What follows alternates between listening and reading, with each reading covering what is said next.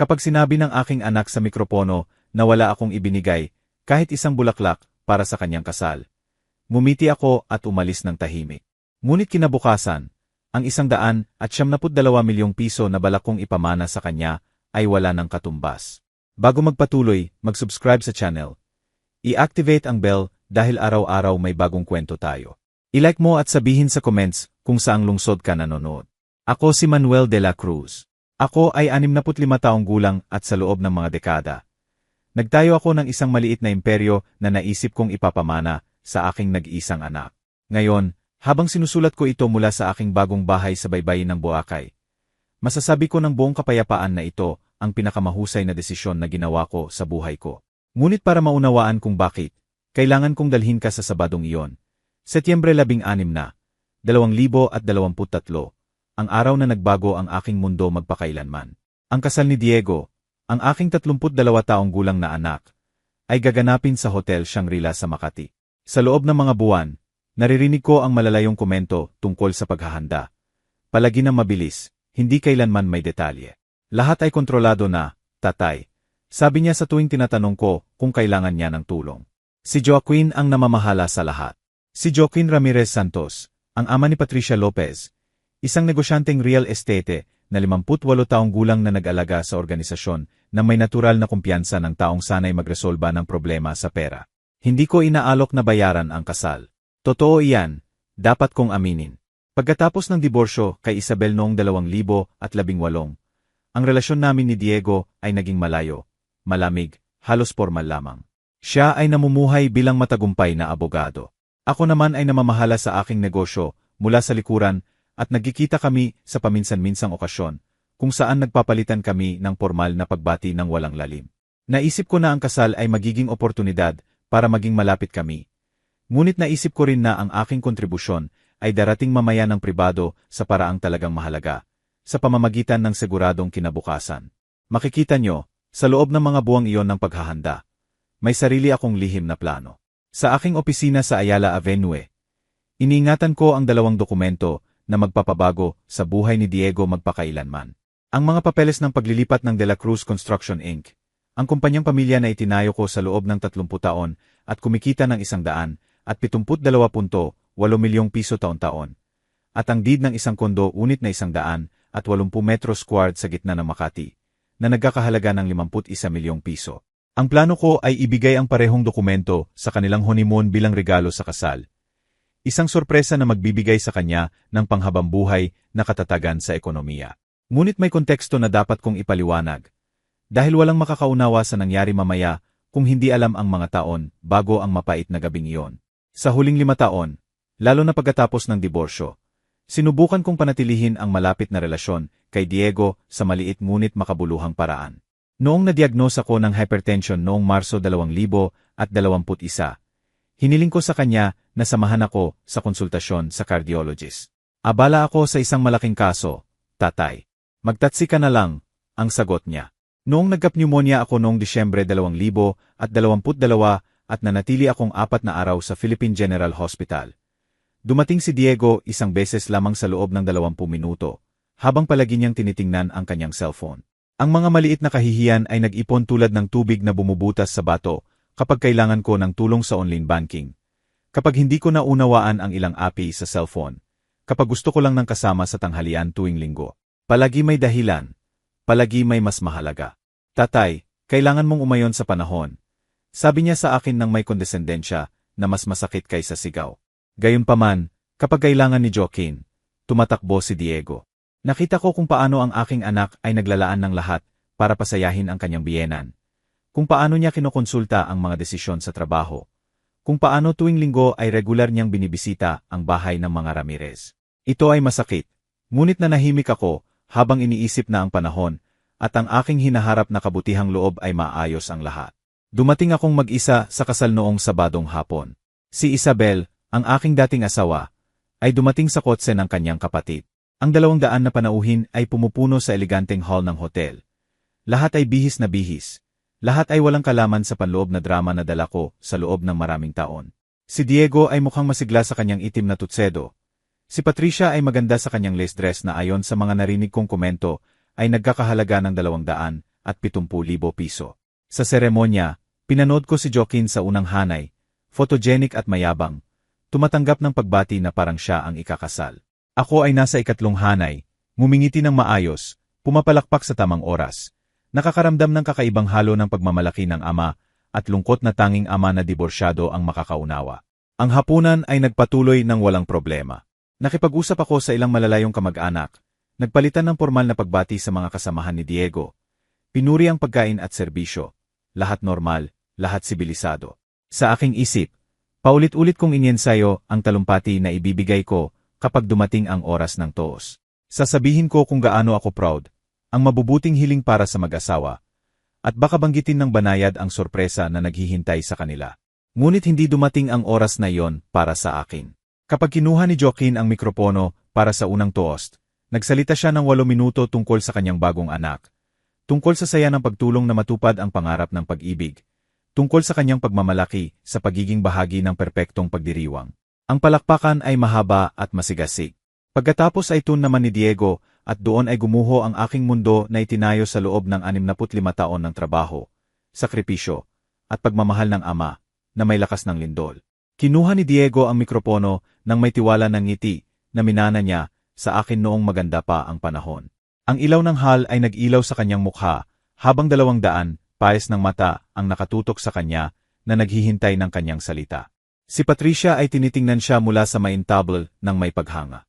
Si Joaquin ay mukhang proud mula sa kanyang upuan at si Isabel ay ngumingiti ng may inang ekspresyon na kilala ko rin. Inaasahan kong maririnig ang aking pangalan. Inaasahan ko ang pagkilala na nararapat sa ama.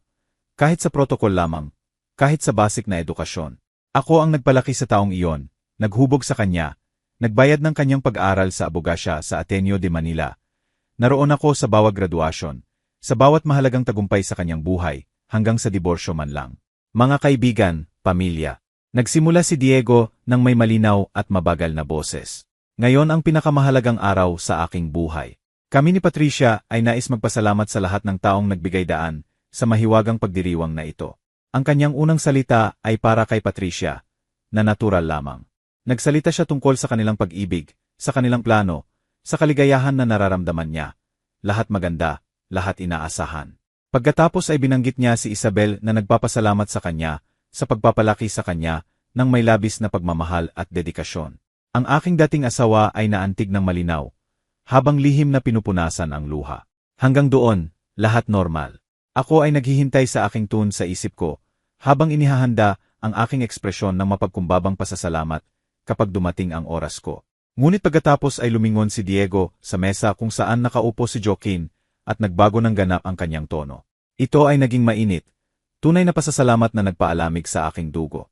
Gusto kong magbigay ng espesyal na pasasalamat kay Joaquin Ramirez, ang aking biyenan. Sabi niya habang itinataas ang kanyang baso sa kanya. Isang taong mula sa unang araw ay tinanggap ako bilang tunay na anak. Joaquin, kung wala ang iyong kabutihang loob, kung wala ang iyong walang kondisyong suporta, hindi magiging posible ang pagdiriwang na ito. Nagsimula ang palakpakan habang lumalamig ang aking kamay. Saan patungo ang talumpating ito? Joaquin ay nagturo sa akin kung ano ang ibig sabihin ng pagiging ama na naroroon. Patuloy ni Diego. At bawat salita ay parang punyal na diretso sa puso. Palaging available, palaging handang tumulong, palaging inuuna ang pamilya kaysa sa lahat. Salamat sa pagpapakita sa akin na ang ama ay maaari ring maging kaibigan, tagapayo, tunay na suporta. Ang buong hall ay naakit sa kanyang salita. Si Joaquin ay tumayo, malinaw na naantig, tumatanggap ng ovation na parang nanalo siya ng parangal. At pagkatapos ay dumating ang sandali na susundan ako, hanggang sa araw ng aking kamatayan. Si Diego ay nagpaus ng dramatiko. Ngumiti siya ng may malupit na ironya na tanging anak ang makakadirekta sa magulang at ibinagsak ang bomba na sisira sa aming relasyon magpakailanman. Ang aking biyenan ay nagbayad ng lahat sa perpektong kasal na ito. Ang aking tatay, well, tumawa siya ng bahagya, na parang nagkukwento ng nakakatawang anekdota. Ang aking tatay ay wala ni isang bulaklak na ibinigay. Ang katahimikang sumunod ay nakabibingi. 200 tao ang nagdirekta ng kanilang tingin sa akin ng sabay-sabay. Ilan ay may awa, iba ay may gulat, ilan ay may morbid na curiosity na nagigising sa pampublikong drama ng pamilya. Nararamdaman ko na parang sinampal ako sa harap ng buong Pilipinas. Si Diego ay nagpatuloy sa pagsasalita, ngunit hindi ko na marinig pa. Ang kanyang salita ay naging isang malayong ugong habang pinoproseso ng aking isip ang nangyari. Hindi lamang ang pampublikong kahihiyan, bagaman masakit iyon ng malalim. Ito ay ang ganap na paghamak, ang kabuuang kawalan ng paggalang sa lahat ng naging ako bilang ama. Wala ni isang bulaklak. Talaga bang naisip niya na ang aking kontribusyon sa kanyang buhay ay susukatin sa ginastos ko sa kanyang kasal? Sa mga segundong iyon na parang walang hanggan, habang nagpapanggap akong ngumingiti at pumapalakpak ng mekanikal, ang aking alaala ay naging isang walang awang makina na nagre-reply ng bawat insulto. Bawat maliit na kahihiyan na tiniis ko sa loob ng maraming taon. Naalala ko ang Martes noong Nobyembre 2022 nang tawagan ko siya nang may pag-aalala, dahil hindi ko ma-access ang aking online bank account at na-block ako ng system. Tatay, hindi ko kaya ngayon. Nasa mahalagang meeting ako. Tawagan mo ang bangko, sabi niya ng matalim. Gumugol ako ng 3 oras sa telepono sa mga operator na naglilipat sa akin mula sa isang departamento sa isa, hanggang sa wakas ay may isang batang empleyada ang nagkaroon ng pasensya na tulungan ako ng hakbang-hakbang.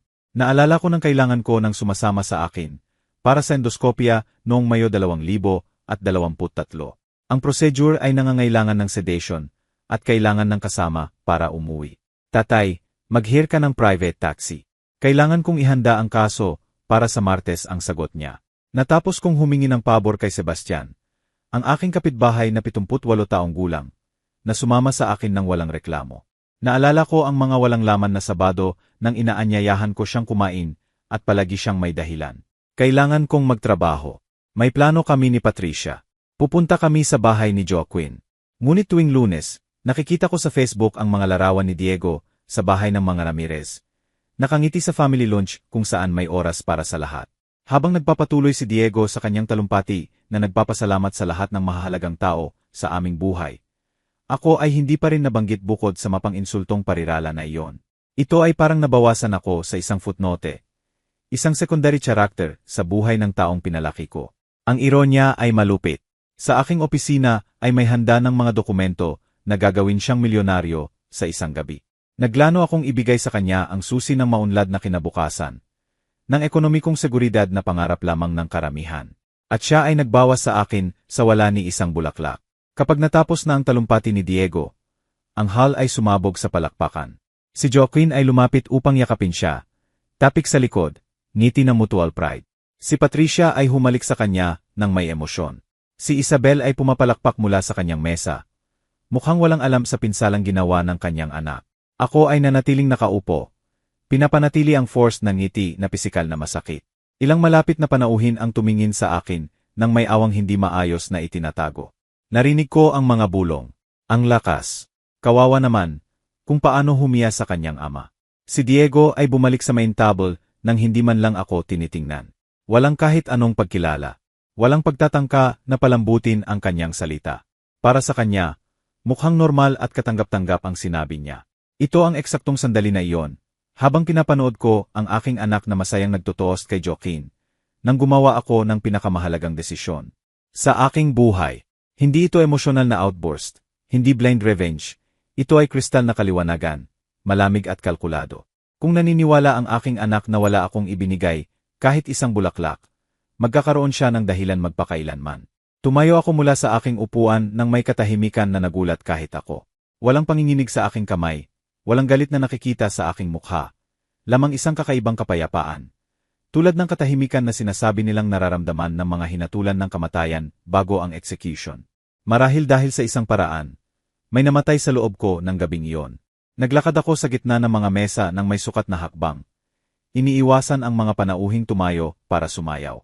Ang orkestra ay tumutugtog ng malambot na version ng Sabor a Mi, habang ang mga mag-asawa ay sumasayaw sa pista. Lahat ay nanatiling perpekto, elegante, eksakto tulad ng plano ni Joaquin. Ang party ay nagpapatuloy sa natural na kurso. Walang alam sa personal na lindol na nyugyog ang aking pundasyon. Dumating ako sa main table, kung saan si Diego ay masayang nakikipag-usap kay Patricia at sa kanyang mga kaibigan mula sa universidad. Pinagmasdan ko siya sa ilang segundo. Ang aking anak, ang taong lumabas mula sa aking laman, na gumawa ng kanyang unang hakbang na hawak ang aking daliri, na umiyak sa aking bisig ng mabali ang kanyang braso sa edad na 7. Ang parehong taong iyon na nagwasak sa akin ng pampubliko nang walang bahid ng pagsisisi. Diego, sabi ko ng mahina, habang hinahawakan ang kanyang balikat. Lumingon siya sa akin ng may social na ngiti na iniingatan para sa mga kasual na kakilala. Tatay, congratulations sa kasal. Lahat ay maganda. Ang kanyang mata ay nagpakita ng superficial na kasiyahan, na parang ang aking approval ay minor detail. Ngunit maligayang pagdating. Salamat, Joaquin. Talagang nag-effort ka sa lahat. Siyempre, kahit sa aking congratulations ay kailangan niyang banggitin si Joaquin. Si Patricia ay masigla. Dagdag ko habang tinitingnan ang aking manugang. Ngumiti siyang formal, ngunit napansin ko ang ilang discomfort sa kanyang ekspresyon. Marahil ay naramdaman niya ang tension na sinubukan kong itago. Maraming salamat, Manuel. Sagot niya ng may edukasyon. Kahit man lang si Patricia ay nagpapanatili ng porma. Lumapit ako ng kaunti kay Diego. Ang malapit na panauhin ay nagpatuloy sa usapan. Ngunit ilang ay lihim na nakikinig sa aming interaksyon. Alam nila na may kakaiba sa talumpati. Anak, sabi ko ng mahina, habang inilalagay ang aking kamay sa kanyang balikat ng matibay. May sinabi kang totoong-totoo ngayong gabi. Tama ka. Wala akong ibinigay kahit isang bulaklak para sa iyong kasal. Tumingin si Diego sa akin ng may confusion, na parang hindi niya naiintindihan kung saan patungo ang aking komento. Tatay, hindi ko nais na. Hindi. Pinutol ko siya ng mahina. Pinapanatili ang ngiting iyon na nagkakahalaga ng superhuman effort. Ikaw ay ganap na tapat. At alam mo ba kung ano ang gusto ko sa katapatan? Na gumagana ito sa paehong direksyon. Binigyan ko siya ng yakap, isang mahabang paternal na yakap, na sinagot niya ng mekanikal. Habang niyayakap ko siya, bumulong ako sa kanyang tainga. Enjoy mo ang iyong perpektong gabi, Diego. Ito ay eksakto ang kailangan kong marinig. Nang maghiwalay kami, nakita ko ang isang sulyap ng pag-aalala sa kanyang mata. Marahil ay naintindihan niya na may mas malalim sa aking salita. Ngunit masyado siyang abala sa kanyang celebration para iproseso ito ng buo. Mag-enjoy kayo sa honeymoon. Dagdag ko habang hinahalikan ang kanyang noo tulad ng libu-libong beses noong bata pa siya. Mahal kita, anak. Nang hindi naghihintay ng sagot, lumingon ako kay Patricia. Binigyan siya ng formal na halik sa pisngi at naisin ang buong kaligayahan sa mundo. Siya ay bumulong ng isang bagay tungkol sa pag-asa na magkita kami suon. Mga walang laman na salita ng courtesy na alam naming pareho na walang tunay na kahulugan. Pagkatapos ay pumunta ako kay Isabel, na nasa kanyang mesa habang nakikipag-usap sa kanyang kapatid na si Carmen. Ang aking dating asawa ay tinanggap ako ng may malamig na edukasyon na katangian ng aming interaksyon mula sa diborsyo. Alis na ako, Isabel. Ang seremonya ay napakaganda. Maaga pa naman. Sagot niya ng may tunay na gulat. May gagawin ako bukas ng maaga. Nagsinungaling ako ng natural. Ingat ka. Binigyan ko siya ng halik sa pisngi at nagpaalam din kay Carmen, na tumingin sa akin ng may kakaiba. Marahil ay napansin niya ang tensyon sa talumpati ni Diego. Lumabas ako sa hall nang hindi lumilingon. Sa reception ng hotel, tinanong ng concierge kung kailangan kong tawagan ang taxi. Please, sagot ko. At sa loob ng wala pang 5 minuto ay nasa backseat ako ng isang black Mercedes na nagbibigay ng address ng aking bahay sa Quezon City. Sa loob ng 25 minutong biyahe, ang Manila ay lumilipas sa aking harap tulad ng silent movie. Ang mga ilaw na kalye, ang mga taong nag-enjoy sa Sabado gabi, ang mga teres na puno ng buhay. Lahat ay pareho pa rin. Ngunit ako ay nagbago ng hindi na mababawi sa huling 2 oras. Ang taxi driver, isang lalaki na mga 50 taong gulang na may accent mula sa Visayas, ay sumubok na mag-usap. Galing ka ba sa celebration? Sa kasal, sagot ko ng maikli. Ah, maganda, pamilya, aking anak. Congratulations, siguro proud ka ng husto. Proud. Ano kaya ang komplikadong salitang iyon ng gabing iyon? Nagsinungaling ako ng proud na proud. Ang natitirang biyahe ay nangyari ng tahimik. Tumingin ako sa bintana, ngunit hindi ko talaga nakikita ang mga kalye. Ang aking isip ay nagsimulang magtrabaho ng mekanikal, malamig, kalkulado. Ito ay parang nag-activate ako ng internal program na natutulog sa loob ng maraming taon. Ang instinct ng survival sa negosyo na naglingkod sa akin para itayo ang aking negosyo mula sa wala. Nang dumating ako sa bahay, nagbayad ako sa driver at umakyat ng dahan-dahan sa aking kondo sa 2 palapag. Ang night guard ay nagbigay ng formal na pagbati. Kamusta ang kasal, Don Manuel? Perpekto, sagot ko. Ganap na perpekto. Sa sandaling nasa loob ng aking tahanan, hinubad ko ang suite sa kasal ng may dahan-dahan at sadyang galaw. Isinabit ko ang jacket, niluwag ang tee, nagpalit ng komportableng damit, Lahat ng may kakaibang katahimikan na sumakop sa akin mula sa sandali ng pampublikong kahihiyan. Naghanda ko ng whiskey mula sa Scotland. Isang makalan 18 years na iniingatan para sa espesyal na okasyon. Ironis ng buhay. Ang gabing iyon ay karapat-dapat sa espesyal na inumin. Bagaman hindi sa dahilan na naisip ko ng umaga. Umupo ako sa aking paboritong leather armchair, na binili ko nang lumipat ako pagkatapos ng diborsyo. At nagsimulang mag-isip ng may brutal na kaliwanagan na dumarating lamang sa pinakamasakit na sandali ng buhay. Si Diego ay tama. Wala akong nag-ambag sa ekonomiya sa kanyang kasal. Ngunit hindi dahil ako ay kuripot. Hindi dahil wala akong pakialam. Hindi dahil wala akong kakayahan. Wala akong nag-ambag dahil mali akong nag-assume na ang aking papel bilang ama ay lampas sa pera. Naisip ko na ang aking presensya, pagmamahal, emosyonal na suporta ay katumbas ng perang ininvest ni Joaquin. Ano kaya ang aking pagiging naive? Sa mundo ni Diego, mukhang ang pagmamahal ay sinusukat sa bayad na bill, sa covered na gastos, sa tangible na investment. At sa ilalim ng kriteryo na iyon, si Joaquin ay nanalo ng lubusan sa kompetisyon. Si Joaquin ay ang ama na gusto ni Diego, naroroon sa wallet, generous sa pera, laging handa para resolbahin ang ekonomikong problema. Ako ay simpleng biological father, isang decorative figure na lumalabas sa family ceremony para kumpletuhin ang social protocol. Mabuti, kung iyan ang rules ng laro, tatanggapin ko ito ng buo. Natapos ko ang aking whiskey at pumunta direktong sa aking opisina. Binuksan ko ang desk lamp, binuksan ang safe na naka-embed sa likod ng painting ni Luna at kinuha ang 2 dokumento na magpapabago sa kurso ng kwentong ito. Binasa ko ito muli, para sigurado na naunawaan ko ng buo ang gagawin ko. Sa aking kamay ay ang ekonomikong kinabukasan ni Diego. 172 milyong piso sa total value sa pagitan ng kumpanya at kondo. Oras na para ipakita sa kanya na tama siya. Ang kanyang tatay ay talagang wala ni isang bulaklak na ibinibigay. Ang mga dokumento ay naroon sa aking mahogany desk, sa ilalim ng dilaw na ilaw ng lamp. 2 pahina na kumakatawan sa dekada ng trabaho, sakripisyo, at metikuloso na paglano na hindi kailanman naisip ni Diego. Hinawakan ko ito ng may dulo ng daliri na parang sacred relic, habang ang aking isip ay nagsimulang maglakbay ng malupit sa nakaraan. De La Cruz Construction ay nagsimula noong 1,987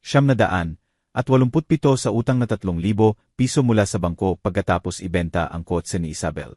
Si Diego ay 2 taong gulang lamang. Noon ay tumatakbo siya sa bahay sa kanyang short pants, habang pinupuno ko ang forms sa kusina table hanggang madaling araw. Si Isabel ay naghahanda ng kape pagkatapos ng kape. Nagtitiwala ng bulag sa aking vision ng kinabukasan. Bagaman ang aming savings ay halos wala. Ang unang kontrata ay maliit, renovation ng banyo, repair ng bubong, minor works na ginagawa ko mismo sa second-hand tools. Natutulog si Diego habang naririnig ang tunog ng aking kalkulator, habang gumagawa ng budget, at sa weekends ay sumasama siya sa site na nakabalot sa kanyang maliit na jacket. Tinatanong kung para saan ang bawat tool. Tatay, kailan ako magiging malaki para tulungan ka? Tanong niya sa kanyang curious na mata habang inilalagay ko siya sa malayo o nagsanding ng wall. Malapit na, champ, sagot ko habang hinahaplos ang kanyang buhok. Balang araw, lahat ito ay iyo. Ano kaya ang aking pagiging innocent sa paniniwala na ang mga pangako na iyon ay may kahulugan sa kanya? Ang kumpanya ay lumaki ng dahan-dahan sa 70 Nakakuha kami ng mas malalaking kontrata, complete renovation ng office, construction ng townhouse, rehab ng historic building. Noong 2,000, may 15 empleyado na kami at kumikita ng higit sa 18 milyong piso taon-taon. Si Diego, noon ay 15 taong gulang, ay nagmamalaki sa kanyang classmates sa high school. Ang tatay ko ay may construction company, nagbubuo ng mahahalagang bahay. Proud siya sa akin noon, o kahit man lang nagpapanggap. Ang kondo sa Rockwell ay binili ko noong 2015 sa gitna ng real estate crisis nang bumagsak ang presyo ng dramatic. Nagkakahalaga ito ng 28.8 milyong piso noon. Isang risky investment na mariing pinuna ni Isabel. Baliw ka ba, Manuel? Bakit kailangan natin ng 2 unit? Reklamo niya. Ngunit may plano na ako. Ito ay magiging regalo sa kasal para kay Diego kapag nakita niya ang babaeng para sa kanya. Sa loob ng 8 taon, iniingatan ko ang property na iyon. Nagbabayad ng regular ng condo dues, insurance, tax. Bawat quarter, kapag dumating ang bill mula sa developer, iniisip ko ang mukha ng saya ni Diego sa araw na ibibigay ko ang susi. Tatay, hindi ako makapaniwala. Iniisip ko na sasabihin niya, ikaw ay kamangha-mangha. Higit pang pathetic fantasies ng ama na in love sa kanyang anak. Kinuha ko ang ikalawang dokumento, ang deed ng kondo. 180 metro squared na hinati sa 4 na kwarto, 3 banyo, sala na may view sa park, kusina na equipped sa latest appliances. Nai-renovate ko ito ng buo noong 2020. Nag-invest ng karagdagang 7.2 milyong piso. Noble parquet floors, Carrara marble sa banyo, ducted aircon, integrated smart home, lahat iniisip para sa batang mag-asawa na nagsisimula ng buhay. Habang binabasa ang mga papeles, ang aking alaala ay nagpatuloy sa walang awang gawain. Naalala ko ang episode noong Pebrero 2021 na nagmarka ng before and after sa aming relasyon. Bagaman noon ay hindi ko ito lubusang naunawaan. Nagkaroon ako ng arrhythmia sa meeting sa client. Wala namang grave, ayon sa doktor, ngunit kailangan ng control ECG. At ang cardiologist ay nag-insist na sumama ang isang tao para sa komplikasyon sa test. Tinawagan ko si Diego mula sa hospital. Anak, pwede ka bang pumunta sa St. Luke's? Kailangan kong sumama sa test. Ano ang nangyari? Grave ba? Tanong niya nang may pag-alala na naisip kong genuine. Hindi naman, ngunit sabi ng doktor na mas mabuti kung may kasama. May pause, isang mahabang pause na dapat ay nag-alert sa akin. Tatay, nasa gitna ako ng komplikadong mediation. Hindi ba pwede si nanay? Ang iyong nanay ay nagtrabaho at alam mo naman kung paano siya sa medical issue, ipinaliwanag ko. Si Isabel ay palaging nagiging anxious sa health problem ng pamilya. Tingnan mo, tatay, tawagan mo ang tatsi o humingi sa kaibigan. Talagang hindi ako makakaalis ngayon. Ang kasong ito ay buwan na ang inabot ko.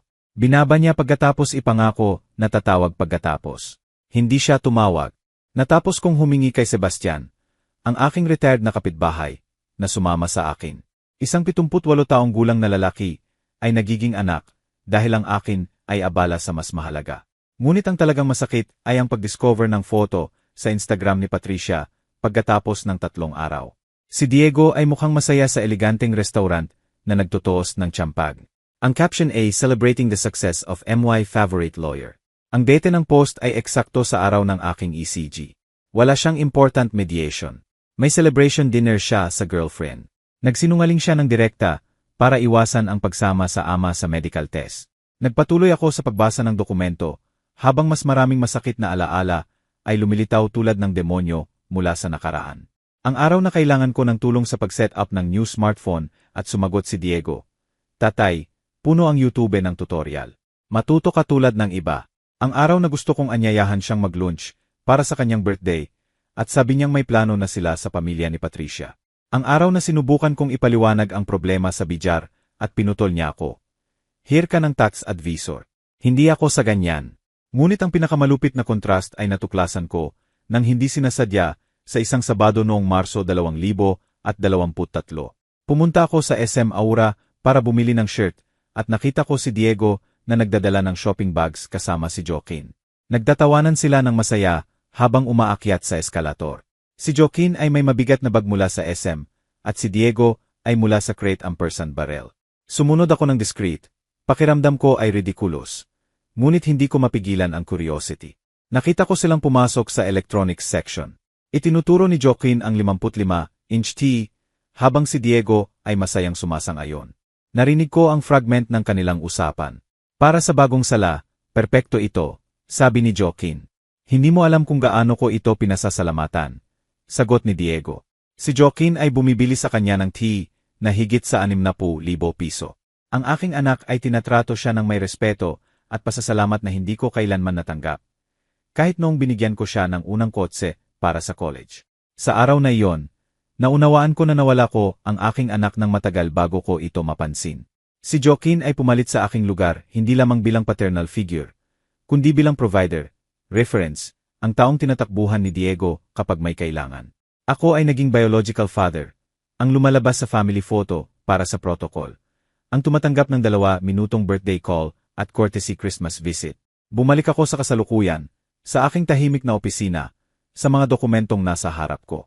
Ito ay 2 oras 47 minuto ng madaling araw, ayon sa wall clock. Si Diego at Patricia ay marahil ay sumasayaw sa huling kanta ng gabi. Nagpapaalam sa panauhin. Tumatanggap ng final congratulations. Si Joaquin ay nakakuha ng lahat ng papuri. Anong perpektong party? Ikaw ay nag-organize ng impeccable. Ikaw ay wonderful biyenan, at ako ay naiwan bilang kuripot na wala ni isang bulaklak na ibinigay. Perpekto. Oras na para gawing permanenteng realidad ang perception na iyon. Iningatan ko ang mga dokumento sa Manila envelope, kung saan sila organized at inilagay sa eksaktong gitna ng desk. Bukas ay sisimulan ang pinakamahalagang phase ng aking plano. Ipakita kay Diego na ganap siyang tama. Ang kanyang tatay ay talagang wala ni anong ibinibigay at hindi na kailanman. Nagising ako sa Linggo, Setyembre 17 ng 6:30 ng umaga nang may mental clarity na hindi ko naranasan sa maraming taon. Walang bakas ng emosyonal na bigat na inaasahan kung maramdaman pagkatapos ng mapanirang gabi. Ito ay parang ang aking utak ay nagproseso ng lahat ng impormasyon sa pagtulog at nakarating sa definitive conclusions.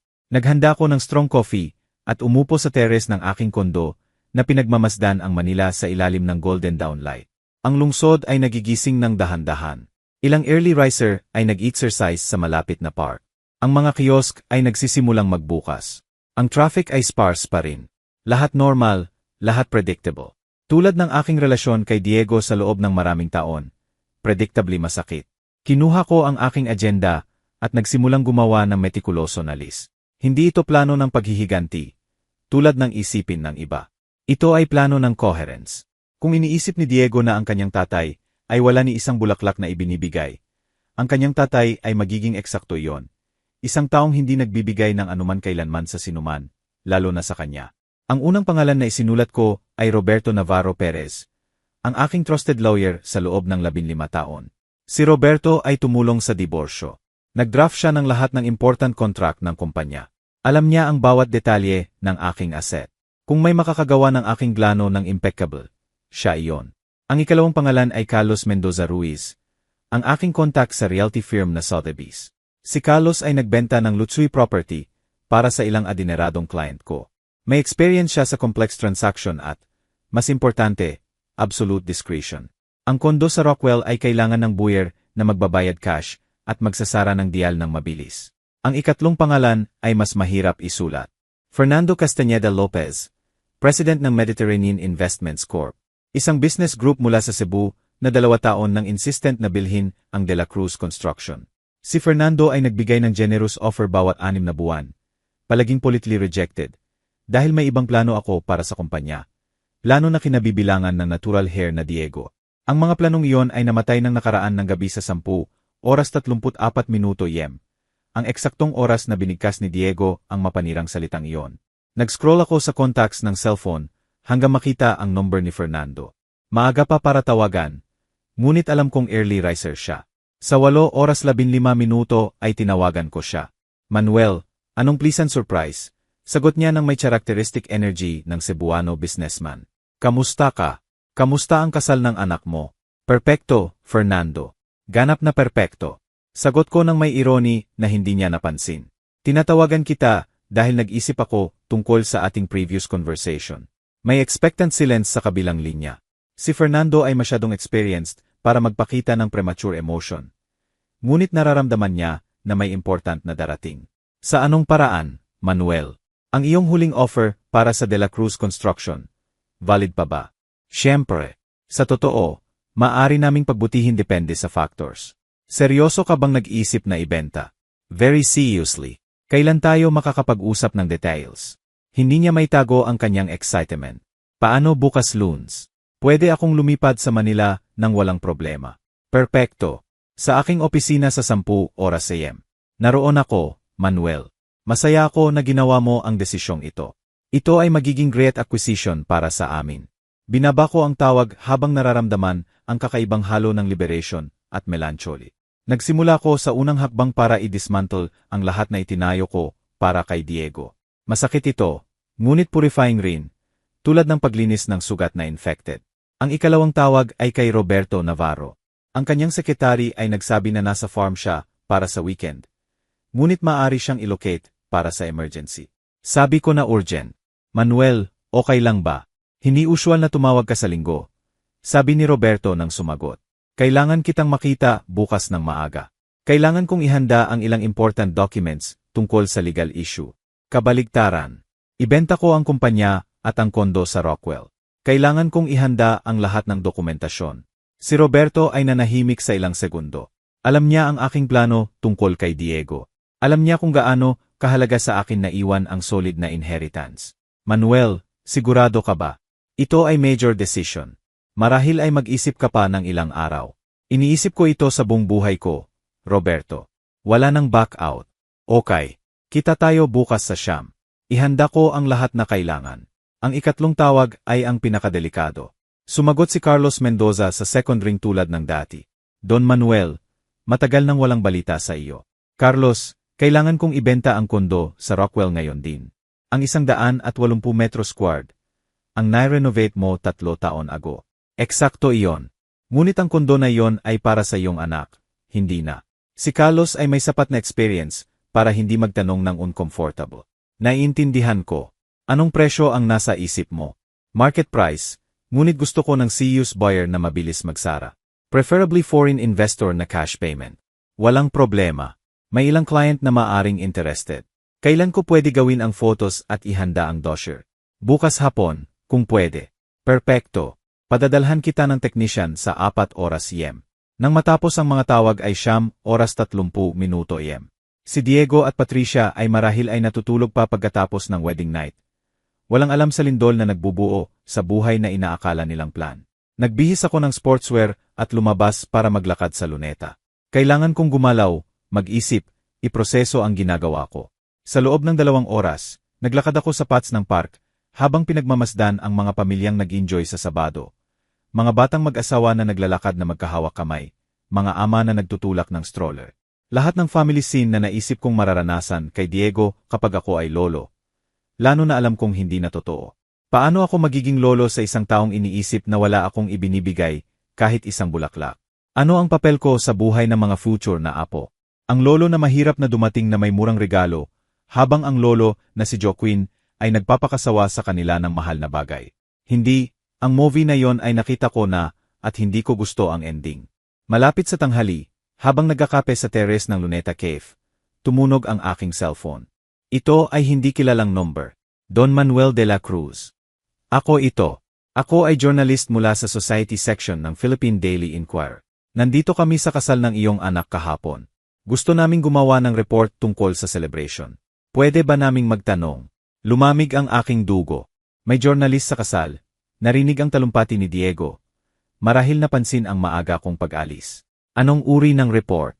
Isang social chronicle tungkol sa eleganteng kasal sa Manila. Napakaganda ng celebration. Wala akong sasabihin. Sagot ko ng matigas.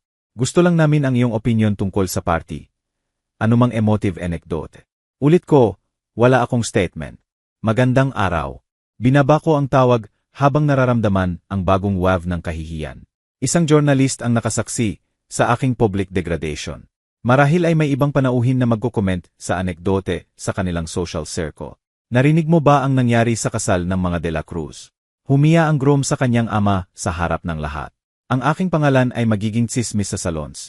Halimbawa ng ingratitude ng anak, dahilan ng awa sa lipunan. Hindi yon mangyayari. Bumalik ako sa bahay at nagkulong sa opisina. Oras na para pabilisin ang proseso.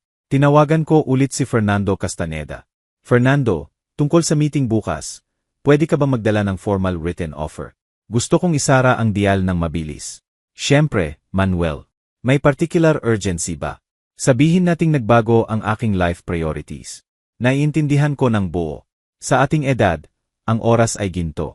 Wala siyang ideya kung gaano katama siya. Nang gabing iyon, habang si Diego at Patricia ay nag-enjoy sa kanilang unang gabi bilang mag-asawa, natapos kong planuhin ang systematic destruction ng lahat ng kanilang economic dreams. Ito ay poetic justice. Siya ay nagwasak ng aking paternal dreams ng public. Ako ay magwawasak ng kanilang material expectations ng private. Ang pagkakaiba ay ako ang may tunay na power para gawin ito. Ang Lunes, Setyembre 18 ay nagumaga ng maulap at maulan, na parang ang langit mismo ay nagre-reflect ng transformation na gagawin ko. Sa 7 oras 30 minuto ay naligo na ako, nag-ahit, at nagbihis ng aking best Navy suit. May appointments na magpapabago sa aking buhay magpakailanman at gusto kong gumawa ng best impression sa mga huling acts ng aking business career. Dumating si Roberto Navarro ng punctual sa siyam sa aking opisina sa Ayala Avenue. Dala ang kanyang brown leather briefcase at ekspresyon ng concern na hindi maayos na itinatago. Sa loob ng 15 taon, Siya ang aking legal advisor, ngunit parang kaibigan din. Alam niya ang aking obsession na iwan ang imperyo kay Diego.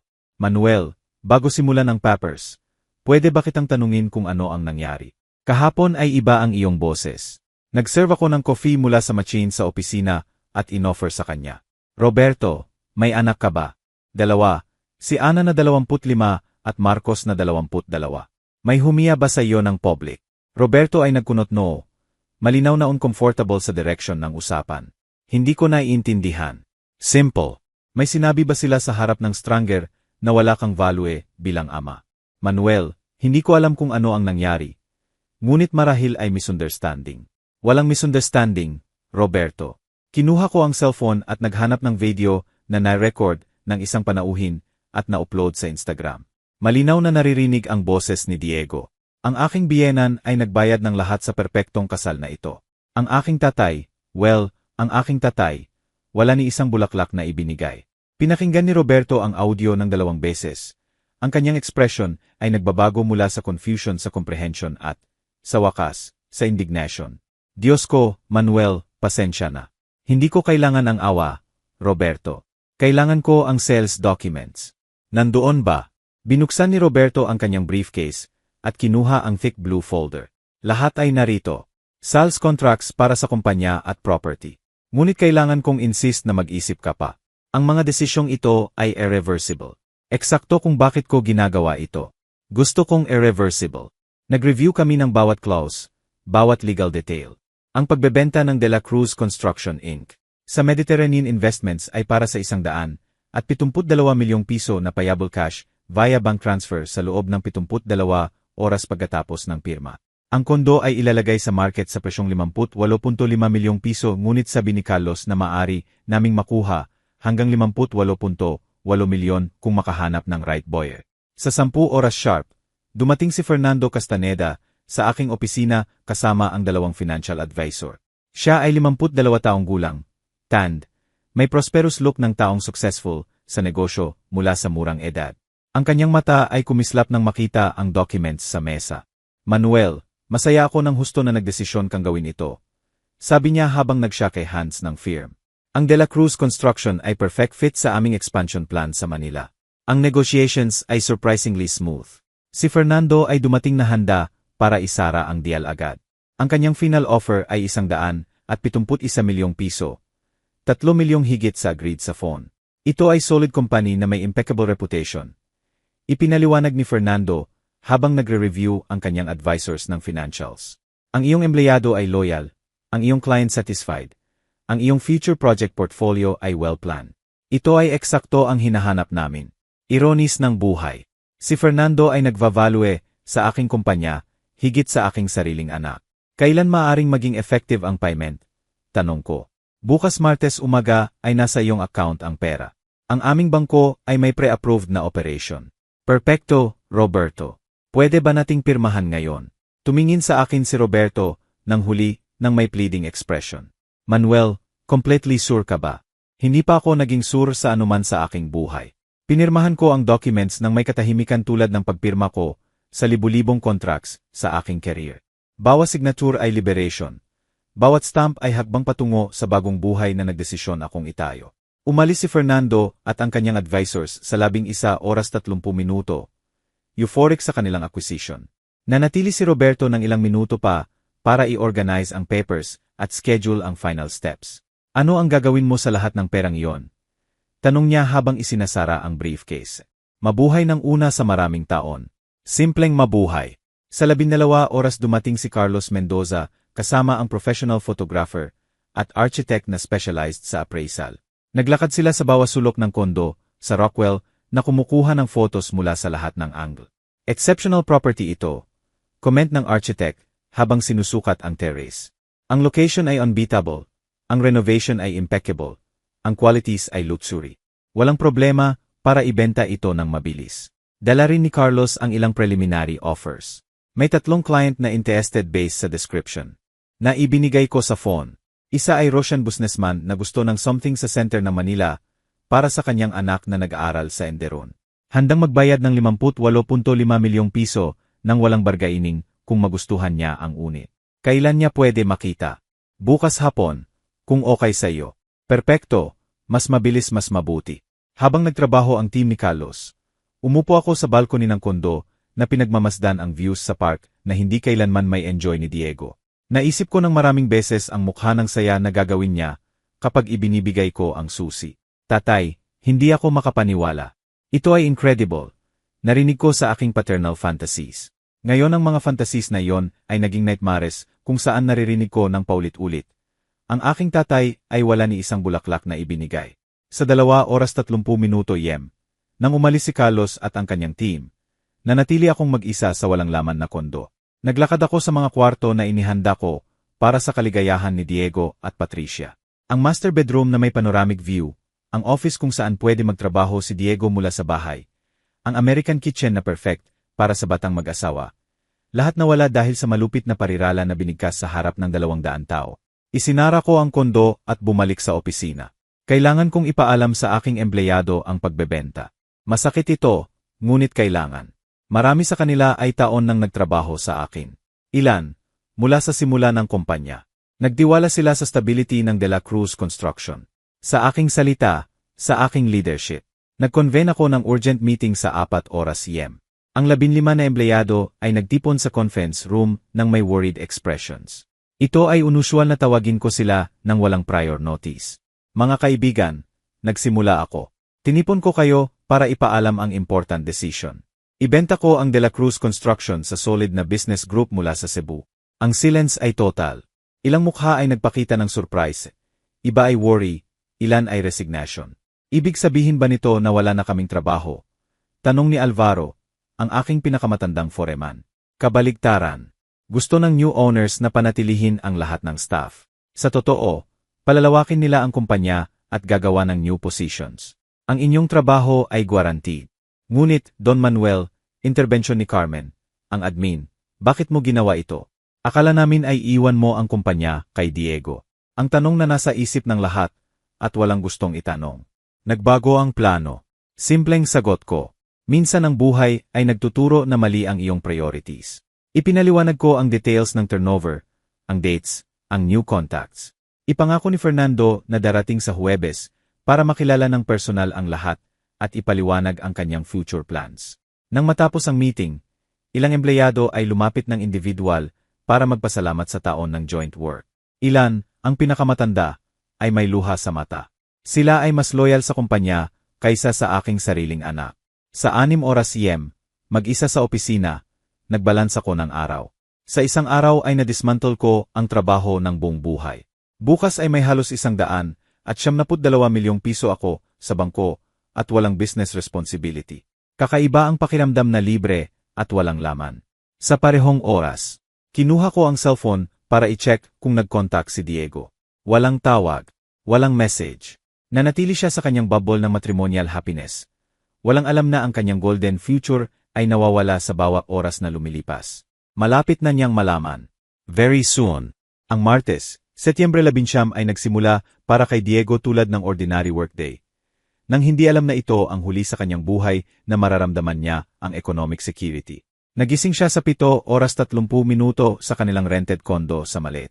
Naligo siya habang kumakanta, habang naghahanda ng breakfast si Patricia, at nagbihis ng may satisfaction ng taong bagong kasal at may mundo sa kanyang paa.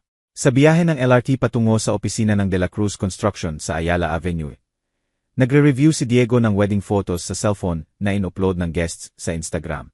Ngumingiti siya sa bawat image, elegante sa tutsedo, masigla kasama si Patricia, napapaligiran ng family at friends. Ang party ay perpekto, eksakto tulad ng promise ni Joaquin. Dumating siya sa opisina sa 9 oras 15 minuto. Nagbigay ng cordial greeting kay Carmen sa reception at pumunta sa kanyang office sa 2nd floor. Mula nang matapos ang kanyang law degree, nagtrabaho siya doon bilang legal advisor ng kumpanya, namamahala sa contracts, permits, at legal matters. Hindi eksakto ang kanyang passion. Ngunit generous ang salary, at alam niyang balang araw ay iyon na lahat iyon. Ang kanyang life plan ay perfectly designed. Magtrabaho sa family company hanggang mag-retire ang ama. Mana ang negosyo. Expand ito sa modern ideas. At maging successful businessman nang walang effort na magsimula mula sa zero. Si Patricia ay nagbabahagi ng vision na iyon. Sa totoo, Nag-usap sila tungkol sa pagre-renovate ng offices kapag kinuha ni Diego ang kontrol. Ngunit nang dumating sa second floor, nakita niya ang scene na hindi niya naiintindihan. May 3 lalaki sa expensive suites na sumusukat sa offices sa top measure. Isa ay may tablet na nagnonote ng dimensions. Isa ay kumukuha ng photos sa bawat sulok. Ang isa ay nag-uusap sa cellphone sa Cebuano. Si Carmen ay hindi sa kanyang usual post at wala rin siyang nakikitang koliges. Excuse me. Lumapit siya sa lalaki na may tablet. Ano ang ginagawa niyo rito? Good morning. Kami ay mula sa Mediterranean Investments. Ginagawa namin ang initial inventory ng facilities. Diego ay nagkunot no. Inventory. Para saan? Para sa transition. Ikaw ba ay empleyado ng De La Cruz Construction?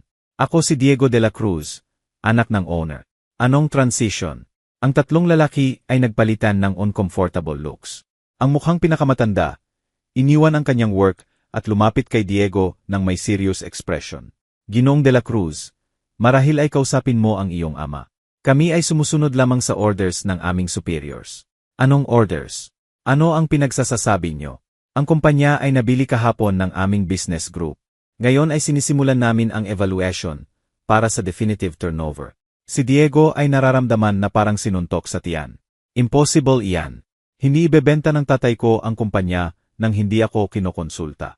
Ginoo, naiintindihan namin na surprise ito. Ngunit lahat ng documents ay in order. Ang operation ay na-formalize kahapon umaga. Kinuha ni Diego ang cellphone nang may nanginginig na kamay at tinawagan si Carmen. Sumagot sa third ring. Carmen, nasaan ka? May strange people sa opisina. Diego, hindi ka ba tinawagan ng tatay mo? Kahapon ay tinipon niya kami para ipaalam ang sal. Ngayon ay nasa bahay kami naghihintay ng instructions mula sa new owners. Ang sale. Anong sale? Diego, ibinenta ng tatay mo ang De La Cruz Construction. Akala ko alam mo. Binaba ni Diego nang walang goodbye. Nagsimulang manginig ang kanyang binti.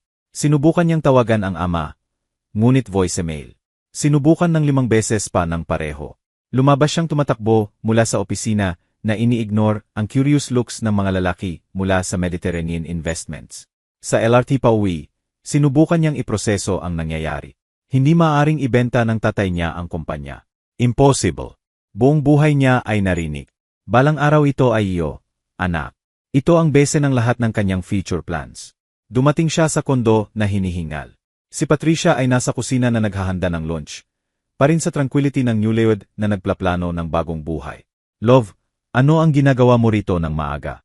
Hindi ba may meetings ka buong umaga? Patricia, kailangan mong sumama sa akin sa isang lugar. Saan? Ano ang problema?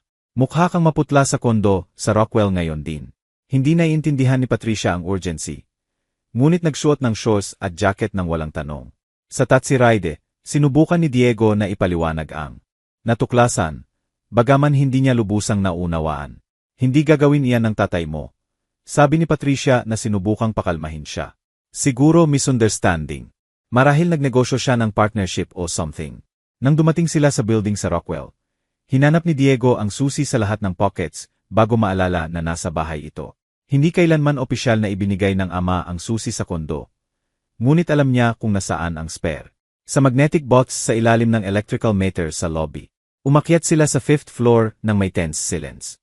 Nararamdaman ni Diego ang malakas na tibok ng puso habang ipinapasok ang susi sa lock. Binuksan niya ang pinto at nakita ang scene na nag-confirm sa kanyang worst fears. Ang kondo ay walang personal furniture. Ngunit puno ng real estate signs. For sale. Sabi sa iba't ibang wika. May flares na nakakalat sa kitchen counter. Professional photos na nakadikit sa wall, at kahit lighted sign sa balcony na visible mula sa kalye. Kinuha ni Patricia ang isang flare. Luxury condo sa Makati. 180 metro square. Totally renovated. Views sa park. Price 58.5 milyong piso. Ito ang aming wedding gift, bulong ni Diego. Higit para sa sarili kaysa kay Patricia. Ang tatay ko ay nangako na ito ay para sa amin kapag magpakasal kami. Si Patricia ay nagsimulang maglakad sa walang laman na rooms, binabasa ang signs, dahan-dahang iproseso ang magnitude ng nakikita. Diego, kailan nangako ang tatay mo sa kondo na ito? Maraming taon na. Mula nang bilhin niya, palagi niyang sinasabi na para sa aking kasal. At kailan ang huling beses na kinumpirma niya? Kailangan mag-isip ni Diego. Hindi ko alam matagal na. Ngunit palagi niyang pinag-uusapan bilang sure. Umupo si Patricia sa sahig ng walang laman na sala na hawak ang real estate flyer. Ang kanyang ekspresyon ay nagbago mula sa confusion sa parang panic. Diego, ano ang nangyari? Bakit ibinebenta ng tatay mo ang lahat? Hindi ko alam. Wala akong naiintindihan. Sinubukan ni Diego na tawagan ulit ang ama. Ngunit walang sagot. Pagkatapos ay sinubukan si Isabel, ang kanyang nanay. Nanay, kailangan kong kausapin ka urgently. Diego, anak, ano ang problema? Mukha kang upset. Alam mo ba na ibinenta ni tatay ang kumpanya? May mahabang silence sa kabilang linya. Ano? Ang kumpanya ay ibinenta sa Cebu Company at ibinebenta rin ang kondo na nangako sa akin. Diego, impossible yan. Buong buhay ay sinasabi ng tatay mo na iyo ang kumpanya. Hindi na. Nandito ako sa opisina at may bagong tao na sumusukat sa lahat. Ang kondo ay puno ng for sale signs. Si Isabel ay nanahimik sa ilang segundo. Nang magsalita ulit, mukhang worried ang boses niya. Nakipag-usap ka ba sa kanya? Hindi sumasagot sa phone. Diego, may explanation dapat. Hindi gagawin ng tatay mo ito nang walang malakas na dahilan. Anong dahilan kaya? Si Isabel ay nagbuntong hininga ng malalim. Anak, may nangyari ba sa kasal? May misunderstanding. Naalala ni Diego ng malabo ang kanyang thank you speech. Ngunit wala siyang nakikitang problema. Nagpasalamat siya kay Joaquin sa pag-organize ng party. Binanggit na ang tatay niya ay walang nag-ambag sa ekonomiya. Lahat totoo, lahat normal. Hindi, nanay, lahat perpekto. Kung gayon, may ibang explanation. Bigyan mo ako ng time para hanapin siya.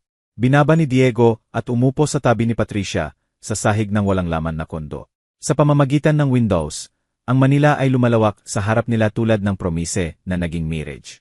Patricia, kung ibinenta ng tatay ko ang lahat, wala tayong anuman. Ang trabaho ko ay sa family company. Ang kondo na ito ay aming wedding gift. Lahat ng aking future ay based doon. Niyakap siya ni Patricia, ngunit nararamdaman ni Diego ang kanyang tension.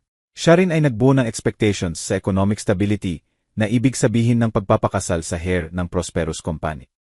May explanation dapat, bulong ni Patricia, bagaman hindi masyadong convinced ang kanyang boses. Tumingin si Diego sa cellphone. 27 missed calls sa ama sa huling 2 oras. At walang sagot.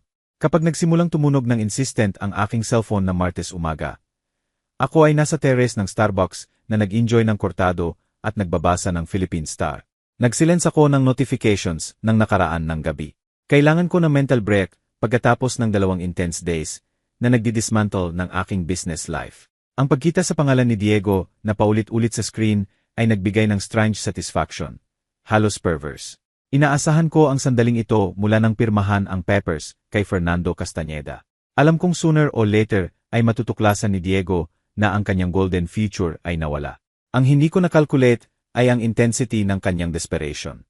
Sa 2 oras ay sinubukan niyang kontak ako ng 27 beses. Sa unang 15 calls, simpleng pinanood ko ang screen na nag-ilaw at namamatay. Ito ay hypnotic, halos therapeutic.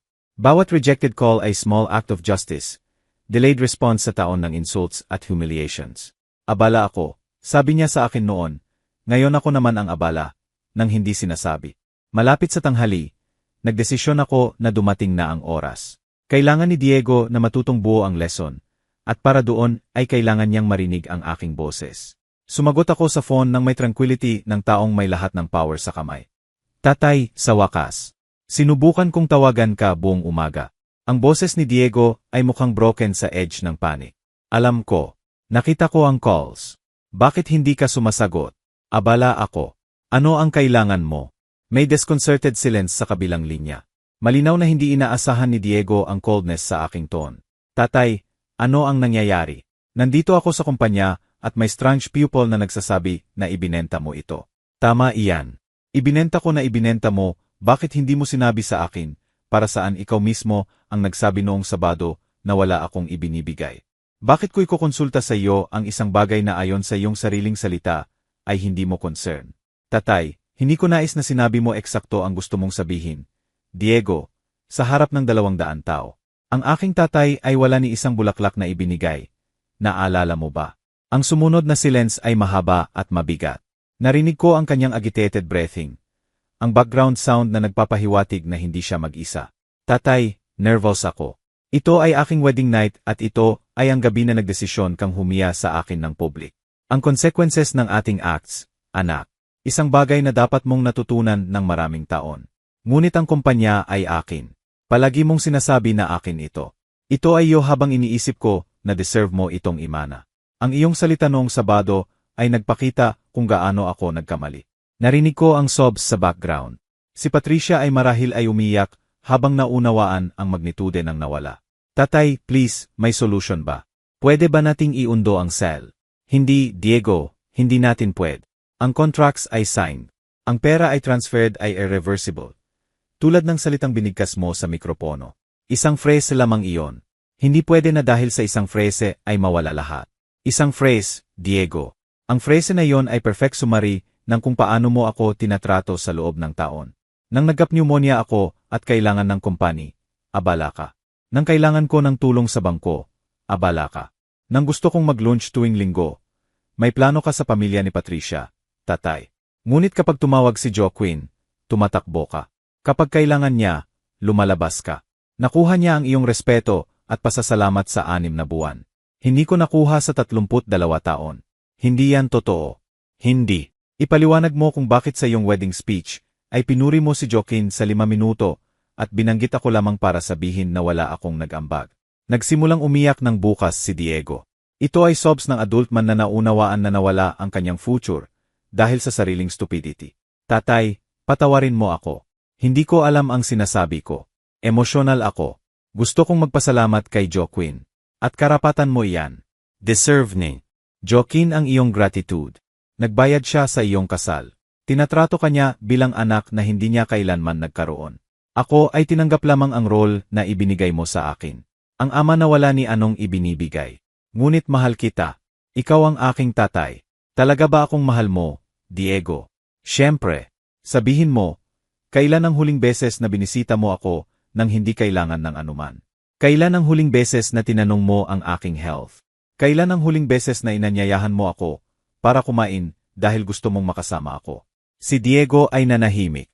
Alam naming pareho na hindi niya masasagot ang mga tanong na iyon, at ang kondo sa Rockwell tanong niya ng may broken voice. Ibinebenta rin. Sa totoo, may interested buyer na darating ngayong hapon. Ang kondo na iyon ay aking wedding gift. Ito ay iyong gift sa kasal nang naniniwala ako na deserve mo itong tanggapin. Ang iyong behavior noong Sabado ay nagpakita na nagkamali ako. Tatay, please, si Patricia ay narito sa akin. Umiyak siya. Ang inyong plano ay base sa aking generosity, Diego, at ikaw mismo ang nagsabi na hindi ako generous, na wala akong ibinibigay kahit isang bulaklak. Ngayon ay coherent lamang ako sa iyong evaluation. Hindi pwede na ganito ka malupit. Malupit. Mukha ba sa iyong malupit na ang ama ay nagbibigay ng eksakto kung ano ang sinasabi ng anak na ibinibigay niya? Sinabi mo ang totoo. Wala akong nagbigay para sa iyong kasal. Ngayon ay wala akong ibibigay para sa iyong future. Simple coherence. Tatay, hiniling ko sa iyo, Diego. Sa loob ng taon ay hiniling ko sa iyo. Hiniling ko ang oras, atensyon, minimum respeto. At palagi kang abala. Ngayon ako naman ang abala. Abala sa ano? Sa pagbuhay ng aking buhay, sa pag-enjoy ng pera na naisip kong iwan sa iyo. Sa paglano ng travels na laging impospon dahil sa pagtrabaho para sa iyong future. Isang futuro na ikaw mismo ay nagwasak sa iyong salita. Sabi ni nanay na ito ay insanity. Ang iyong nanay ay hindi sa kasal na iyon. Hindi niya narinig kung paano humiya ang kanyang anak sa ama sa harap ng 200 tao. Pwede siyang mag-opinyon ng gusto niya. Ngunit ang decisions tungkol sa aking pera ay ako ang gumagawa. Si Diego ay umiyak ng uncontrollable ngayon. Tatay, bigyan mo ako ng chance. Pwede ba nating ayusin ito? Paano? Iundo ang iyong speech, burahin ang taon ng paghamak. Kumbinsihin ang 200 guests na hindi nila narinig ang narinig. Pwede nating subukan. Hindi, Diego, hindi natin pwede. Ilang bagay ay walang back. Ano ang gagawin ko? Ang trabaho ko ay sa iyong kumpanya. Ang aking future ay depende sa kondo. Gagawin mo ang ginagawa ng lahat. Magtrabaho, mag-effort, itayo ang sariling landas, tulad ng ginawa ko ng edad mo. Ngunit wala akong business experience. May law degree ka mula sa Ateneo de Manila. 32 ka na. May asawa ka na nagtrabaho rin. Kayo ay 2 young professionals. Makakaahon kayo ng perpekto, walang pera, walang kondo, walang kumpanya, eksakto tulad ng nagsimula ako. At tingnan mo ako, nagawa kong lumikha ng imperyo. Siyempre pagkatapos ay natuklasan ko na ang aking hair ay walang pakialam sa imperyo na iyon. Na itinuturing itong walang value na public na idineklara na wala akong ibinibigay kahit isang bulaklak. Tatay, sa huling beses hiniling ko ang forgiveness. Pinatawad kita, Diego. Ganap na pinatawad, ngunit ang pagpatawad ay hindi ibig sabihin na kalimutan ang consequences. Natutunan mo na ang salita ay may power. Ngayon matututunan mo na may presyo rin ito. At kung ipakita namin na nagbago kami, kung magsimula ulit, Diego, 32 ka na. Kung sa edad na ito ay hindi mo natutunan ang paggalang sa ama, hindi mo ito matututunan ngayon na kailangan mo ang kanyang pera. Ang respeto sa necessity ay hindi tunay na respeto. Kung gayon, tapos na ito. Tapos na ito ng matagal, anak. Noong Sabado ay official confirmation lamang. Binaba ko ang phone ng may absolute liberation. Sa unang beses sa taon ay nagkaroon ako ng ganap na honest conversation sa aking anak. Walang mask, walang false courtesy, walang expectation mula sa kanya. Masakit ito, ngunit totoo. At ang katotohanan, gaano man kalupit, ay laging mas mabuti kaysa sa Whiteley. Natutunan ni Diego ang unang lesson. Ang salita ay may consequences. Malapit na niyang matutunan ang ikalawa. Ang respeto ay hindi hinhingi, ito ay kinikita. At nawala ang kanyang chance magpakailanman. Sa 7:30 ng Martes na iyon, habang nagre-review ako ng tahimik ng final sales contracts sa opisina, narinig ko ang insistent doorbell ng aking kondo. Hindi ito polite ring ng cordial visit. Ito ay desperate sound ng taong nagpe-press ng boton ng paulit-ulit ng walang pause. Alam ko kung sino. Lumapit ako sa intercom ng may leisure ng taong may lahat ng oras. Sa small screen ay nakita ko si Diego at Patricia sa lobby. Parehong may distraught expressions. Siya ay nag-gesture ng nervous habang nag-usap sa cellphone. Siya ay nagpupunas ng mata sa crumpled tissue. Tanong ko ng neutral. Tatay, si Diego ito. Kailangan kong kausapin ka, please. Para saan? Tatay, please, buksan mo kami. Si Patricia ay kasama ko. Kailangan naming i-clarify ito. Walang kailangang i-clarify, anak. Lahat ay malinaw na. 5 minutes. Iyon lamang ang hinihiling ko. Nag-doubt ako sa ilang segundo. Parte ko ay gustong panatilihing sarado ang pinto. Tapusin ang usapan sa intercom at magpatuloy sa bagong buhay. Ngunit ang isa pang parte, ang may curiosity pa rin sa lawak ng kanyang desperation, ay nagdesisyon na worth it ang last scene na ito. Third B, sabi ko at pinindot ang boton. Narinig ko silang umakyat sa stairs ng tumatakbo. Ang kanilang steps ay nag-echo sa stairwell tulad ng wardrooms. Nang dumating sila sa pinto, hinihingal sila. Binuksan ko bago sila mag-doorbell. Si Diego ay may pula at namamaga na mata. Wrinkled shirt, disheveled hair. Hindi siya nag-ahit at ang kanyang overall look ay ng taong nagdaan sa worst day ng buhay. Si Patricia ay mas malala. Umiyak siya ng husto na ang makiyop ay nagrun ng buo. Gumagawa ng dark smears sa ilalim ng mata. Tatay, nagsimula si Diego ng may hoarse voice. Kailangan naming mag-usap. Asok kayo, sabi ko ng may glacial courtesy. Tulad ng sa mga strangers na nag-offer ng something na hindi ko kailangan. Pumasok sila sa sala tulad ng condemned na naglalakad patungo sa scaffold. Umupo si Patricia sa edge ng sofa na may clasped hands at fixed gaze sa sahig. Si Diego ay nanatiling nakatayo. Naglalakad ng nervous sa room. Gusto niyo ba ng inumin? Offer ko ng may courtesy na ipapakita sa strangers. Hindi, tatay, gusto lang namin. Huminto si Diego at tumingin diretso sa aking mata. Gusto naming humingi ng tawad. Hiniling niyo na iyan sa phone. Hindi ganito, hindi face-to-face, hindi tulad ng dapat. Itinaas ni Patricia ang tingin sa unang beses mula nang pumasok. Ang kanyang mata ay glassy. Handa nang umiyak ulit. Don Manuel nagsimula ng may trembling voice. Hindi ko alam na sasabihin iyon ni Diego sa kasal. Kung alam ko, pipigilan ko siya. Patricia, hindi mo kailangang mag-apologize sa anuman. Hindi ikaw ang nagsabi ng offensive. Ngunit ako ang asawa niya. Ang kanyang behavior ay nakakaapekto rin sa akin. Ang kanyang behavior ay responsibility niya lamang. Lumapit si Diego sa akin ng may pleading expression na hindi ko nakita mula ng bata siya at nabasag ang isang valuable thing. Tatay, alam ko na ang sinabi ko ay horrible. Alam ko na humiya ako sa iyo sa harap ng lahat. Ngunit kailangan mong intindihin na nervous ako. Excited. Hindi ko naisip ang consequences. Diego, 32 ka na nang sabihin mo ang salitang iyon. Hindi ka impulsive teenager. Ikaw ay successful lawyer sa iyong wedding night na nagsasalita sa mikropono, sa harap ng 200 guests. Alam mo ng buo ang sinasabi mo. Ngunit hindi ko nais na saktan ka. Hindi. Ipaliwanag mo ng eksakto kung ano ang gusto mong makamit nang sabihin mo na wala akong ibinigay kahit isang bulaklak. Si Diego ay nagron ng hands sa hair na naghahanap ng convincing answer. Gusto kong magpasalamat kay Joaquin. Ginawa niya ng husto para sa amin. Pwede mong pasalamatan siya nang hindi ako binabanggit. Pwede mong purihin ang kanyang generosity nang hindi ikumpar sa aking supposed stinginess. Tama ka. Admit niya ng may broken voice. Ito ay unnecessary at cruel. Ito ba ang unang beses na naisip mo yon sa akin? Ano ang ibig mong sabihin? Ito ba ang unang beses na iniisip mo na hindi ako nagkokontribute ng sapat sa iyong buhay o matagal mo nang iniisip? Si Diego ay nanahimik. Alam niya na anumang sagot ay mag-inkriminate pa sa kanya. Matagal mo nang iniisip, patuloy ko. Kaya lumabas ito ng natural mula sa iyong bibig. Dahil iyon ang tunay mong nararamdaman. Si Patricia ay nag-intervene sa unang beses nang may higit sa apologies. Don Manuel, naiintindihan ko ang iyong sakit. Ngunit hindi mo ba iniisip na disproportionate ang reaction? Ibenta ang buong kumpanya, ang kondo, parang pagpunish sa isang error ng may total destruction. Patricia, may magulang ka ba? Siyempre, may humiya ba sa kanila ng public? Hindi kailanman maisip ko iyon. Bakit hindi? Dahil ginagalang ko sila, mahal ko sila. Eksakto. Ang respeto ay instinctive sa taong mahal natin. Hindi kailangang isipin, hindi kailangang pekehin, naroon lamang. Umupo si Diego ng mabigat sa chair na may ulo sa pagitan ng kamay. Tatay, tinatanggap ko na hindi ko ginagalang katulad ng deserve mo. Tinatanggap ko na selfish ako, inconsiderate, ungrateful. Ngunit sabihin mo, ano ang pwede kong gawin para ayusin?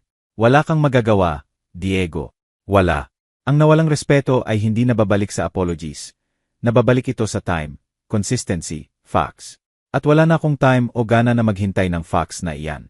Ngunit tayo ay pamilya. Pamilya.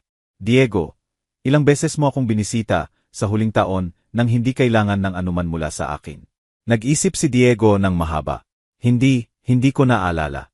Ilang beses mo akong tinawagan para tanungin lamang kung okay ako. Tatay, ilang beses mo akong isinama sa inyong couple plans. Hindi fair. Ikaw at si nanay ay nagdiborsyo. Nag-complicate ang family situation. Nagdiborsyo kami ng nanay mo. Ngunit nanatili akong tatay mo. Ang problema ay matagal mo nang itinigil ang pagiging anak ko bago pa ang Sabado. Si Patricia ay nagsimulang umiyak ulit. Ngunit silently. Ang luha ay tumutulo sa kanyang pisngi habang naabsorb na siya ay asawa ng taong nawala ang 100 at 72 milyong piso dahil sa sariling stupidity. Patricia, sabi ko ng mahina, pasensya na sa iyo. Hindi mo deserve na bayaran ang errors ni Diego. Salamat, bulong niya sa gitna ng sobs. Ngunit pinili niyang humiya sa akin ng public at ang choices ay may consequences. Biglang tumayo si Diego nang may flash ng anger sa mata. Okay, tatay, enough na. Nagkamali ako, tinatanggap ko. Ngunit ang iyong reaction ay disproportionate at cruel. Ikaw ang aking tatay. Suppose na mahal mo ako unconditionally. Unconditionally, Diego. Ang unconditional love ay umiiral hanggang sa certain point. Kapag lumampas iyon, kapag paulit-ulit na tinatapakan, kapag dinadaan sa granted, naubos ito. Sinabi mo ba na hindi mo na ako mahal? Mahal kita, Diego. Lagi kitang mamahalin. Ngunit hindi na ako nagtitiwala sa iyo. Hindi na ako nagre-respect sa iyong decisions. Hindi na ako naniniwala na deserve mo ang aking inheritance. Ngunit pwede akong magbago. Pwede. 32 ka na. Ilang taon pa ang kailangan mo para matutong maggalang sa tatay. Kahit ilang kailangan. Wala na akong kahit ilang kailangan. 65 ako. Hindi ko gagastusin ang natitirang buhay ko na naghihintay na magmature ang aking anak. Si Diego ay bumagsak ulit sa chair. Ngayon ay may luha na tumutulo sa mukha. Kung gayon, definitive ito. Definitive ito. Ano ang gagawin namin? Ang ginagawa ng lahat magtrabaho, mag-effort, itayo ang sariling future nang hindi umaasa sa inheritance na hindi nyo kinita. Tatay, sa huling beses hiniling ko na i-reconsider mo ito. Diego, sa huling beses sabi ko na ang decisions ay ginawa na. Tumayo ako na nagpapahiwatig na tapos na ang usapan. Si Patricia ay tumayo ng automatic. Ngunit si Diego ay nanatili nang nakaupo ng ilang segundo pa, na parang kailangan ng time para iproseso na walang back. Magkikita ba tayo ulit?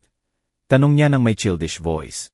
Marahil sa family occasions birthday ng nanay mo ganyan, at tayo ay magiging polite, courteous, civilized, ngunit hindi na tayo magiging ama at anak.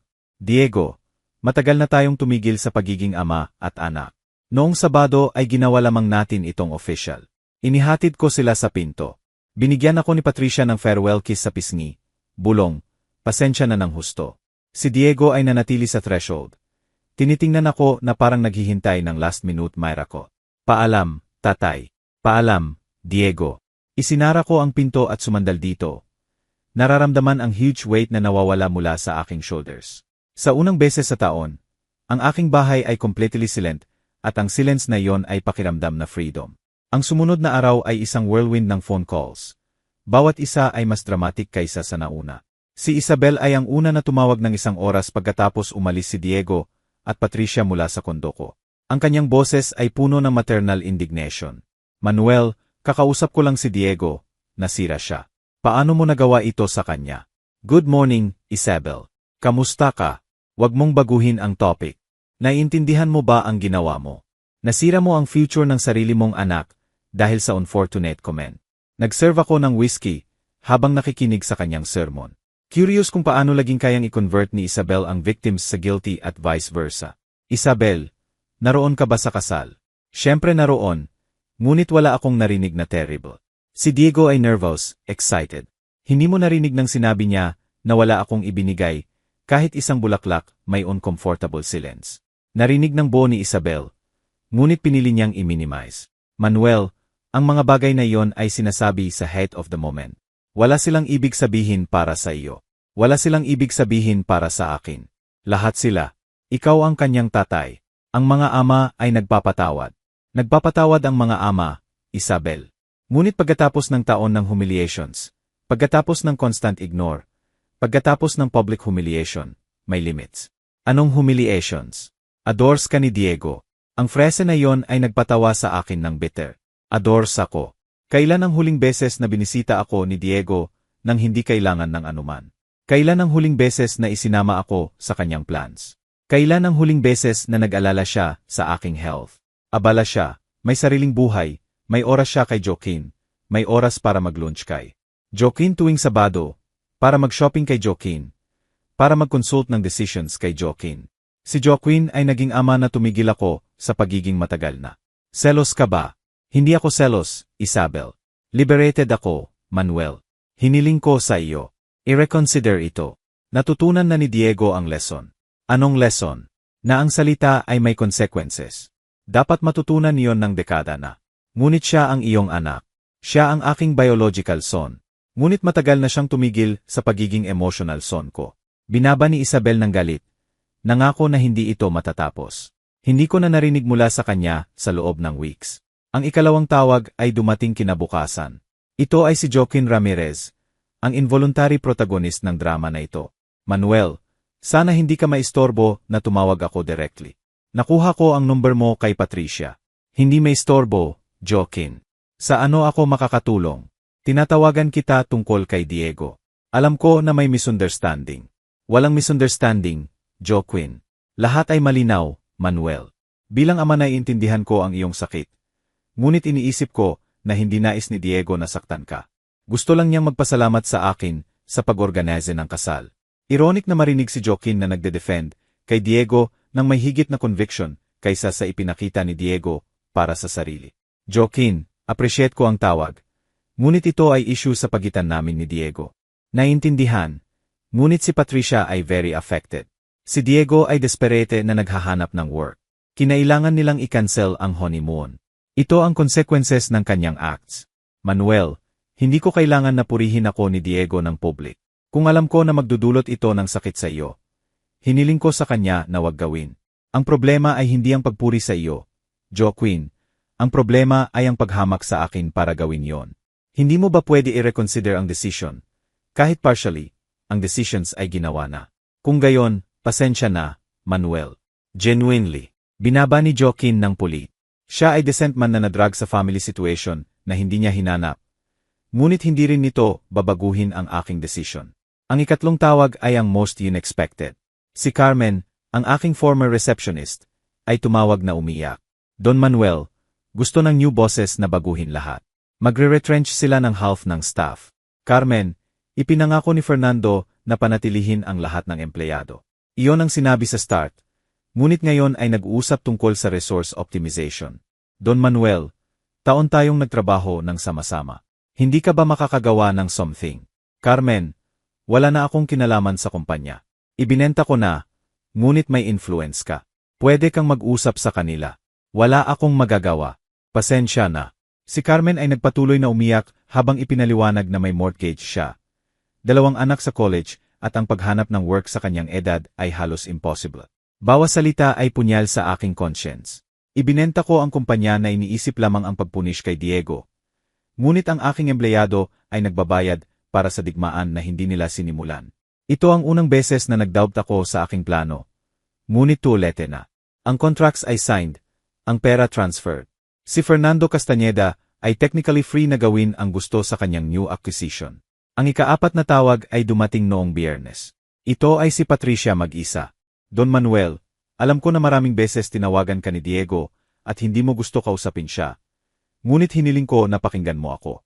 Pinakinggan kita, Patricia. Si Diego ay hindi kumakain, hindi natutulog, ganap na depressed. Nagpadala siya ng resumes sa lahat ng law firms sa Manila. Ngunit walang references mula sa previous work. Walang references. Hindi ako nagsalita na masama tungkol sa kanya sa sinuman. Ngunit hindi rin nagsalita ng mabuti, at alam ng lahat na nagtrabaho siya sa kumpanya ng ama. Kapag nakikita nila na ibinenta mo ang kumpanya nang hindi siya isinama, nagdududa sila sa kanyang professionalism. Hindi ko naisip iyon. Sa legal world sa Manila, na hindi naman ni Diego ang family company, nagpapadala ng clear message tungkol sa kanyang value. Patricia, ano ang gusto mong gawin ko? Isang recommendation letter, iyon lamang, para makahanap siya ng work. Hiniling ni Diego na tawagan mo ako. Hindi niya alam na tumatawag ako. Masyado siyang proud para humingi ng tulong sa iyo pagkatapos ng lahat.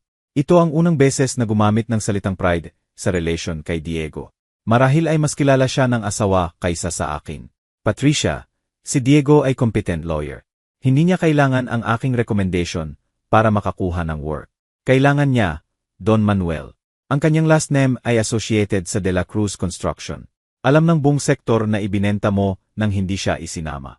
Ito ay nagdudulot ng doubts tungkol sa kanyang professionalism. Doubts na unfounded. Si Patricia ay nanahimik ng ilang segundo. Hindi lahat unfounded, admit niya sa wakas. Si Diego ay nag-accommodate. Nagtrabaho siyang mabuti, ngunit walang pressure na mag-prove ng anuman, dahil alam niyang iyon na ang kumpanya. Marahil ito ay magiging stimulus sa kanya. Don Manuel, ipinangako ko na nagbago si Diego. Genuinely remorseful siya. Patricia, ang remorse na dumarating lamang kapag may consequences ay hindi true remorse, ito ay fear. At iyon ay walang value. Ito ay value, ngunit hindi sapat. Kung gayon, hindi mo isusulat ang letter. Hindi ko isusulat ang letter. Binaba ni Patricia nang walang goodbye. Nang gabing iyon, sa unang beses mula sa kasal, nararamdaman ko ang something like sadness sa sitwasyon na nilikha ko. Ngunit hindi ko binago ang opinion. Kinabukasan, sa Sabado, nakita ko ang photo sa local paper. Ito ay si Diego na lumalabas mula sa job interview nang may defeated expression. Ang caption ay, Diego de la Cruz, anak ng businessman na si Manuel de la Cruz, naghahanap ng trabaho pagkatapos ng unexpected sale ng family company.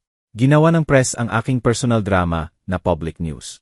Nang hapon na iyon, habang naglalakad sa Luneta, nakasalubong ko si Sebastian, ang aking elderly neighbor na tumulong sa endoskopya. Manuel, nakita ko sa paper. Okay lang ba? Lahat perpekto, Sebastian. Sure ba? Mukhang complicated situation sa anak mo. Ang complicated situations minsan ay may simple solutions. Simple. Hindi mukhang simple sa akin. Sebastian, may anak ka ba? 3. 2 sa Cebu, 1 sa Davao. Binibisita nila ako, bawat 2 buwan minimum, at tumatawag bawat linggo. Alam mo ba kung bakit? Dahil pinalaki ko sila na magalang sa ama. Eksakto. Si Sebastian ay nagawa ang isang bagay na nabigo ako. Ngunit tulete na para baguhin ang outcome. Ang consequences ay nasa motion at walang back. Lumipas ang 8 buwan mula sa gabing Setyembre, na nagbago ng lahat magpakailanman. Habang sinusulat ko ito mula sa terrace ng aking bagong bahay sa Nerja, na pinagmamasdan ang Mediterranean na lumalawak hanggang horizon, masasabi ko nang walang doubt na ginawa ko ang right decision. Ang araw ng Visayas ay nagpapainit sa aking mukha habang nagre-reply sa isip ang lahat na nangyari mula noon. Noong Enero 2024, 3 buwan pagkatapos ibenta ang lahat ng assets, gumawa ako ng desisyon na nagulat kahit sa aking closest friends. Lumipat ako sa Visayas. Sa parte ng pera mula sa Sales, binili ko ang bahay na ito na may sea view. Isa 0 minutong lakad mula sa town center ng Boracay. Hindi ostentatious, ngunit perfect para sa taong edad ko na nagdesisyon na mabuhay para sa sarili sa unang beses sa maraming taon. Ang routine ng aking bagong buhay ay simple at kasyasya. Nag-almusal ako sa terrace habang nagbabasa ng international newspapers. Naglalakad ako sa beach ng Buriana, kumakain ng tanghalian sa mga restaurant sa bayan kung saan kilala na nila ako sa pangalan. Nagpapahinga sa hapon, at sa gabi ay nagbabasa, nakikinig ng musika, o simpleng pinagmamasdan ang dagat. Tuwing weekend, nag-e-explore ako ng mga kalapit na bayan. Bumibisita sa mga museo sa Cebu, o simpleng tinatamasa ang kapayapaang hindi ko naranasan sa maraming taon. Nakagawa ako ng mga bagong kaibigan na mga retiree tulad ko, na pumili ng paraisong ito para sa kanilang golden years. Naglalaro kami ng domino sa beach cheering ito. Nagkukwentuhan ng mga kwento ng buhay.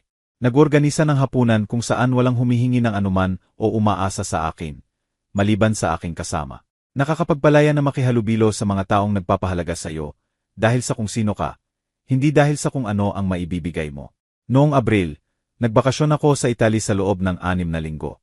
Rome, Florence, Venice, ang mga lawas sa Hilaga. Mga lugar na pinangarap kong bisitahin sa loob ng maraming taon. Pero palaging naipagpapaliban dahil sa business responsibilities o family matters. Naglakad ako sa Vatican ng walang bilis. Nawala ako sa mga museo ng Uffizi. Nag-cruise ako sa canals ng Venice habang nararamdaman ang kapayapaang hindi ko pa naranasan kahit kailan. Sa paglalakbay na iyon, nakilala ko si Elizabeth, isang Italian widow na 62 taong gulang na nag-e-explore rin ng sariling bansa. Nagbahagi kami ng ilang hapunan, ilang lakad, malalim na usapan tungkol sa buhay, second chances, at halaga ng emotional freedom.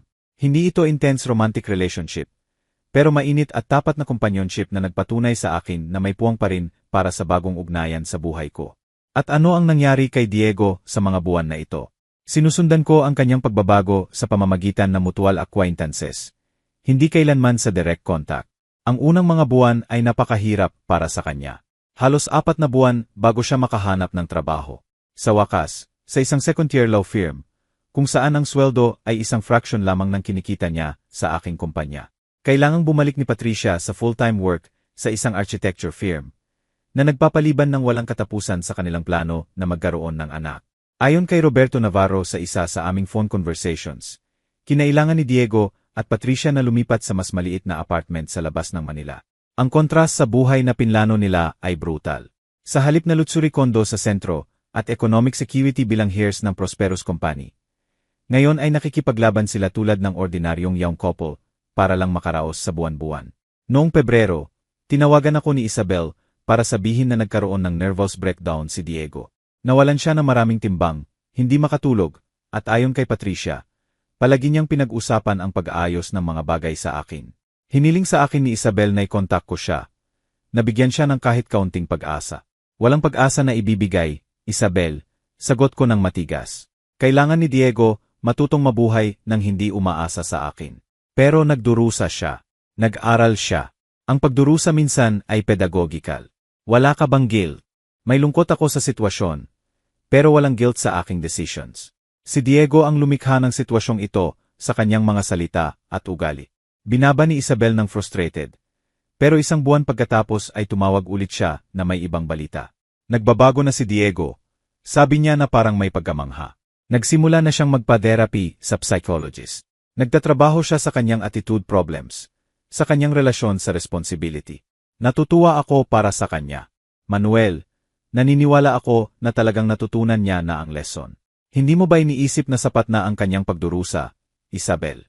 Ang pagdurusa ay hindi sinusukat sa tagal ng panahon, kundi sa tunay na pagkatuto. Kapag nakabuo na si Diego ng sariling buhay nang walang tulong ng kahit sino, kapag napatunayan niyang siya ay independent at responsible na lalaki, sa kanya talagang natutunan. At pagkatapos saka siya magiging mas mabuting tao. Pero hindi ibig sabihin na mababalik ang nawala. Noong Mayo, nakatanggap ako ng sulat, hindi tawag, hindi text, kundi handwritten letter sa magandang papel.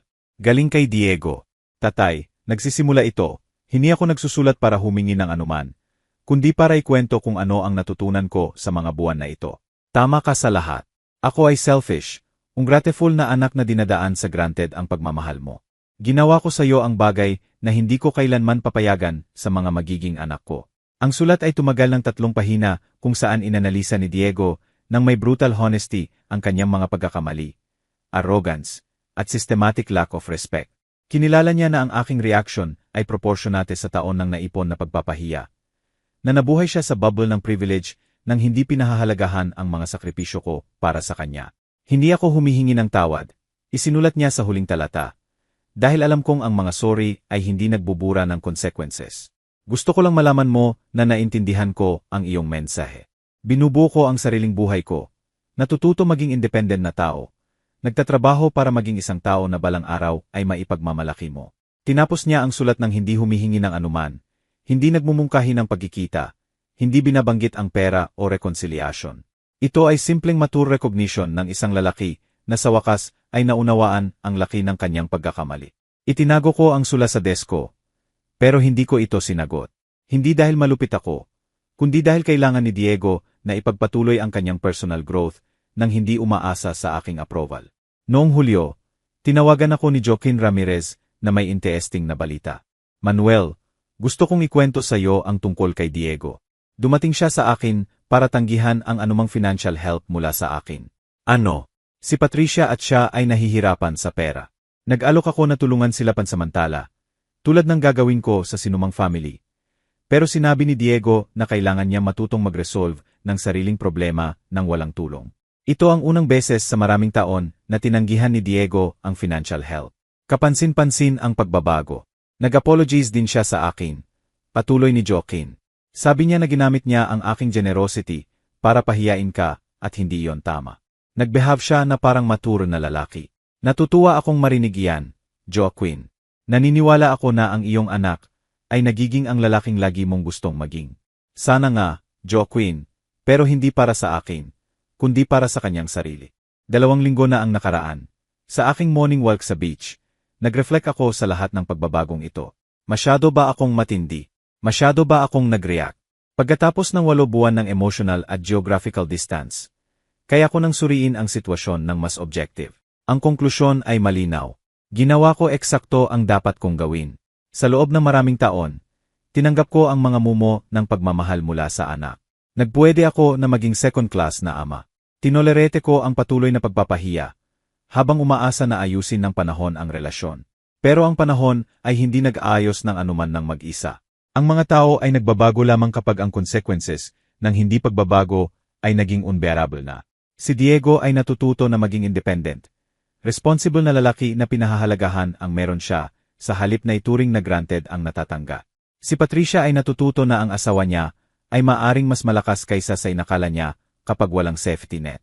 Pareho silang binubuo ang kanilang marriage based sa mutual effort, hindi sa inherited expectations. At ako naman ay nabubuhay sa pinakamasayang yugto ng aking buhay. Magkakaroon ba ulit ako ng relasyon kay Diego balang araw? Possible, pero magiging ibang uri ito, based sa mutual respect, hindi sa filial obligations o patrimonial expectations. Kung magpapatuloy siyang lumago bilang tao, kung mapapatunayan niyang talagang natutunan niya ang mga aral sa mga buwan na ito, marahil ay makakabuo ulit kami ng isang bagay na tunay. Pero hindi ko na kailangan ang relasyong iyon para maging masaya. Natutunan ko na ang kaligayahan ay hindi nakadepende sa mga anak na nagpapasalamat, kundi sa inner peace na nagmumula sa pagkuha ng mga desisyon na consistent sa ating values. Habang lumulubog ang araw sa Mediterranean at naghahanda ko ng hapunan sa kusinang ito kung saan ako lang ang niluluto para sa sarili ko, ngumingiti ako habang iniisip ang ironi ng sitwasyon. Tama si Diego.